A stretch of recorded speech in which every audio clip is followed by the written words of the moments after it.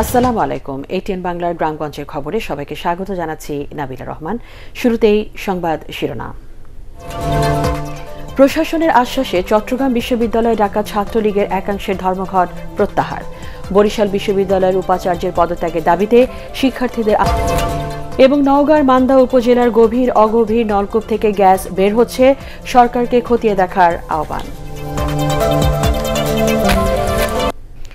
প্রশাসনের আশ্বাসে চট্টগ্রাম বিশ্ববিদ্যালয়ে ডাকা ছাত্রলীগের একাংশের ধর্মঘট প্রত্যাহার করা হয়েছে। বিকেলে বিশ্ববিদ্যালয়ের উপাচার্যের সাথে ছাত্রলীগ নেতাদের বৈঠকের পর ধর্মঘট প্রত্যাহার করা হয়।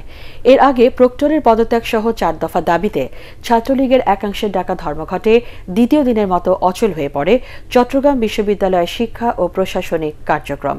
নিরাপত্তার কারণে বন্ধ ছিল বিশ্ববিদ্যালয়ের শাটল ট্রেন চলাচল। ক্লাসে শিক্ষার্থীদের উপস্থিতি ছিল খুবই কম। এছাড়া কয়েকটি বিভাগের পূর্ব নির্ধারিত ক্লাস পরীক্ষাও স্থগিত করা হয়।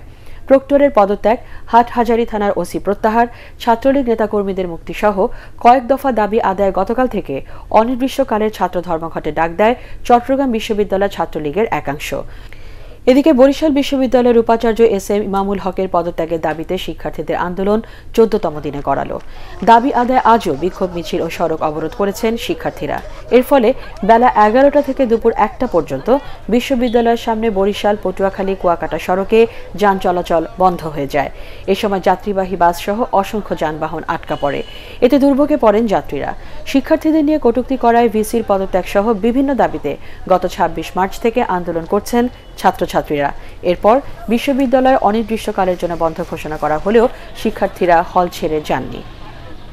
মামলায় দণ্ডপ্রাপ্ত হয়ে বিএনপি চেয়ারপারসন বেগম খালেদা জিয়া কারাগারে রয়েছেন। এতে সরকারের কোনো হাত নেই বলে জানিয়েছেন দুর্যোগ ব্যবস্থাপনা ও ত্রাণ প্রতিমন্ত্রী ডাক্তার এনামুর রহমান। সাভারের আশুলিয়ার ইয়ারপুর উচ্চ বিদ্যালয়ে বার্ষিক ক্রীড়া প্রতিযোগিতা ও পুরস্কার বিতরণ অনুষ্ঠানে তিনি একথা জানান। বিএনপি নেতাদের ব্যর্থতার কারণে খালেদা জিয়া মুক্তি পাচ্ছেন না বলে মন্তব্য করেন এনামুর রহমান। সাভার উপজেলা আওয়ামী লীগের সভাপতি হাসিনা দৌলা, উপজেলা চেয়ারম্যান মঞ্জুরুল আলম রাজীব ও পৌর মেয়র আব্দুল গনি সহ অন্যান্যরা অনুষ্ঠানে উপস্থিত ছিলেন। ময়মনসিংহের প্রথম সিটি নির্বাচনে আওয়ামী লীগ জাতীয় পার্টি সহ মেয়র পদে 5 জন মনোনয়নপত্র জমা দিয়েছেন। শেষ দিনে 2 দলীয় 3 জন স্বতন্ত্র প্রার্থী মনোনয়ন জমা দেন। সকালে উৎসবমুখর পরিবেশে কর্মী সমর্থকদের নিয়ে মনোনয়নপত্র জমা দেন আওয়ামী লীগের মেয়র প্রার্থী ইকরামুল হক টিটু। পরে জাতীয় পার্টির প্রার্থী জাহাঙ্গীর আহমেদও রিটার্নিং কর্মকর্তার কাছে মনোনয়ন দাখিল করেন। পাশাপাশি স্বতন্ত্র ও কাউন্সিলর প্রার্থীরা মনোনয়ন জমা দেন। তবে নির্বাচন বর্জন করেছে বিএনপি। তফসিল অনুযায়ী এই নির্বাচনে মনোনয়ন প্রত্যাহারের শেষ দিন 17 এপ্রিল ও প্রতীক বরাদ্দ 18 এপ্রিল। আগামী 5 মে সব কেন্দ্রে ইভিএম এর মাধ্যমে ভোট নেওয়া হবে। নওগাঁর মান্দা উপজেলার গভীর অগভীর নলকূপ থেকে প্রাকৃতিক গ্যাস বের হচ্ছে। এলাকার অনেক টিউবওয়েল থেকে পানির পরিবর্তে পাওয়া যাচ্ছে এক ধরনের গ্যাস, তাতে জ্বলছে আগুনও। ফলে গভীর নলকূপ থেকে ফসলি জমিতে সেচ দেওয়া সম্ভব হচ্ছে না। স্থানীয়দের দাবি, বিষয়টি খতিয়ে দেখে সরকারের উচিত কার্যকর ব্যবস্থা নেওয়া। নওগাঁ প্রতিনিধি রায়হান আলমের তথ্যচিত্র রিপোর্ট করছেন রাজীব সাহা। গ্রামের এমন নলকূপের পাইপে পানি ওঠার কথা, কিন্তু ব্যবহারকারীরা দেখছেন অন্য চিত্র। চাপ দিলে পানির পরিবর্তে শব্দ করে উঠে আসছে গ্যাস। নওগাঁর মান্দা উপজেলার বনকুড়া গ্রামের প্রায় প্রতিটি টিউবওয়েলেই এখন এ অবস্থা। বছর 4 আগে গ্রামের পাশে ফসলের মাঠে প্রথম পাওয়া যায় গ্যাসের অস্তিত্ব। এখন মিলছে নলকূপেও। পানির পরিবর্তে গ্যাস উঠে আসায় স্থানীয় কৃষকরা চালু করতে পারছেন না গভীর নলকূপ। ভর্তি উঠছে, তখন গ্যাস মারলাম। গ্যাস মারার পর যখন জোড়া খুলবে তখন আগুন ধরে জমকে উঠলো। মাটি থেকে বাতাস উপর দিয়ে বাইর হচ্ছে, হওয়ার পর ওখানে মেস মারার সাথে সাথে আগুন জ্বলে গেছে। স্থানীয়রা বলছেন গ্রামের কয়েকটি নলকূপের গভীরতা 50 থেকে 70 ফিট।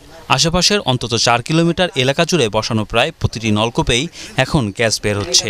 এজন্য এলাকা জুড়ে বড় ধরনের বিস্ফোরণ বা অগ্নি দুর্ঘটনার ঝুঁকি আছেও বলে মনে করছেন তারা। এই এলাকার গ্যাস আছে, এখানে যদি উঠানো যায় তাহলে জ্বালানি ব্যবস্থা করা যাবে। 15-20 দিন পানি উঠাতে পারিনি, মেলা চেষ্টা করা পানি উঠাতে পারেনি। প্রায় 4 বছর আগে মান্দা উপজেলার এই এলাকায় গ্যাসের অনুসন্ধান চালান পাপেক্সের বিশেষজ্ঞ ও কর্মকর্তারা। তখন নমুনা ঢাকায় নিয়ে গেলেও পরে এ বিষয়ে এলাকাবাসীকে আর কিছুই বলেননি তারা। আমাদের দেশটা যেহেতু সাম্প্রতিককালের প্লাবন সমভূমি, তো আমরা এখানে আশা করতেই পারি যে এরকম সিগন্যাল যদি আমরা পাই, আমরা ধরে নিতে পারি হয়তোবা গ্যাসের মজুদ থাকতেও পারে। এটা ঊর্ধ্বতন কর্তৃপক্ষের নজরে নিয়ে আসবো, যেমন বাপেক্স এবং জিওলজিক্যাল সার্ভে যাতে তারা এটা পূর্ণাঙ্গ এখানে একটা ইনভেস্টিগেট করে। স্থানীয় পর্যায়ের অভিজ্ঞরা আরও বলছেন, এই এলাকার মাটির গভীরে কয়লা ও মিথেন গ্যাসের অস্তিত্ব থাকতে পারে। তাই বিষয়টি খতিয়ে দেখতে ভূতাত্ত্বিক জরিপ অধিদপ্তর জিএসবি সহ সংশ্লিষ্ট দপ্তরগুলোকে তথ্য দেওয়া হয়েছে বলেও জানান উপজেলা নির্বাহী কর্মকর্তা। Bureau report, ATN Bangla. শপথ নিয়েছেন রংপুর বিভাগের ৮ জেলা নির্বাচিত উপজেলা চেয়ারম্যান, ভাইস চেয়ারম্যান ও মহিলা ভাইস চেয়ারম্যানরা। সকালে রংপুর বিভাগীয় কমিশনারের কার্যালয়ে এই শপথ অনুষ্ঠিত হয়। বিভাগীয় কমিশনার মোহাম্মদ জয়নুল বারী নবনির্বাচিত চেয়ারম্যান ও ভাইস চেয়ারম্যানদের শপথ বাক্য পাঠ করান। অতিরিক্ত বিভাগীয় কমিশনার আবদুল্লাহ সাজ্জাদ সহ জেলা ও উপজেলা প্রশাসনের কর্মকর্তারা অনুষ্ঠানে উপস্থিত ছিলেন।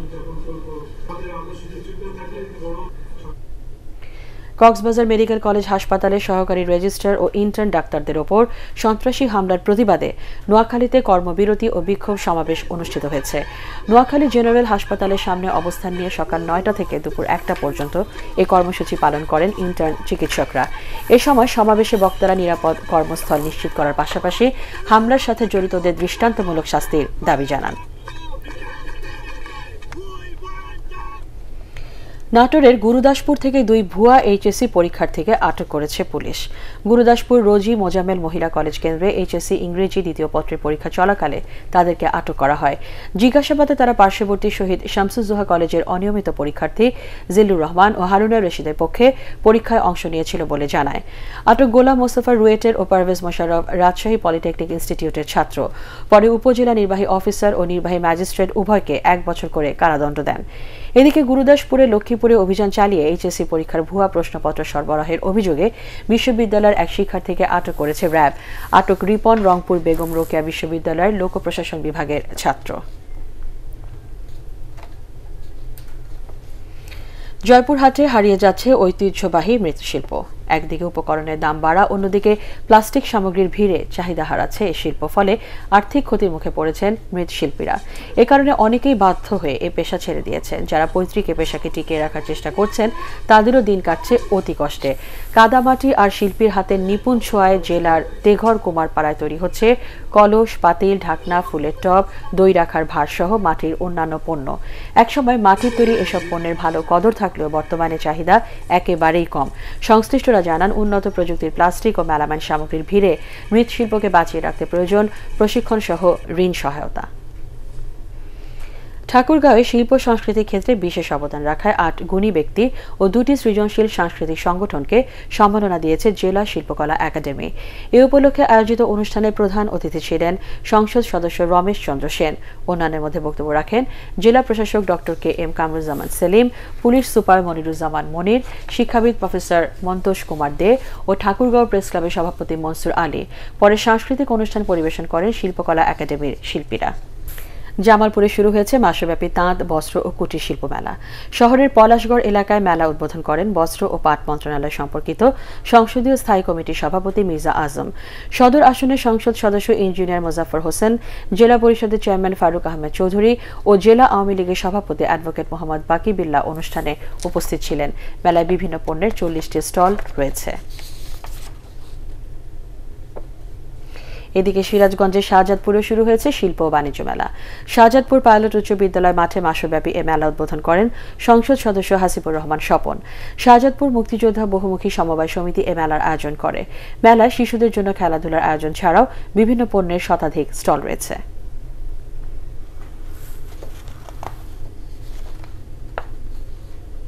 পাহাড়ের বৈশাখী উৎসবকে সামনে রেখে রাঙামাটিতে শুরু হয়েছে পার্বত্য চট্টগ্রাম জুম সংস্কৃতি মেলা।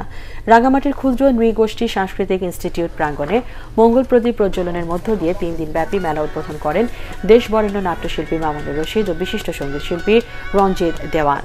পরে সাহিত্য ও সংস্কৃতিতে বিশেষ অবদানের জন্য 3 গুণী ব্যক্তিকে সম্মাননা দেওয়া হয়।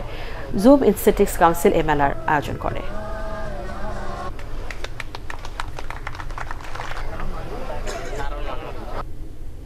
পরবর্তী সংবাদ দেখার আমন্ত্রণ জানিয়ে এখনকার মতো শেষ করছি।